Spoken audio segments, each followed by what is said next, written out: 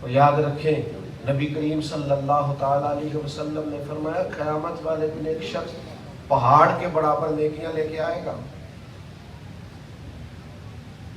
لیکن جنت میں پھر بھی نہیں جا سکتا۔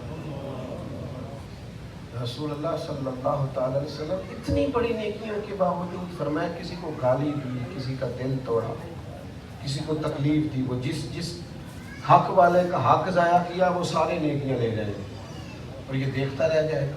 حقوق العباد کے مسئلے میں تھوڑے سے نا محتاط ہو، تھوڑی احتیاط کریں۔ میں دیکھتا ہوں آج کل جس کا بچہ روز رات کو 4000 روپے کا فاسٹ فوڈ منگاتا ہے نا، وہ بھی اپنے ملازم کو لیکچر دے رہا ہوتا ہے کہ اپنے خرچے کٹ کر۔ اپنا بچہ اس کا 4000 کا فاسٹ فوڈ کھاتا ہے اور وہ ملازمین کو لیکچر دیتا ہے کہ تمہارے خرچے بڑھے۔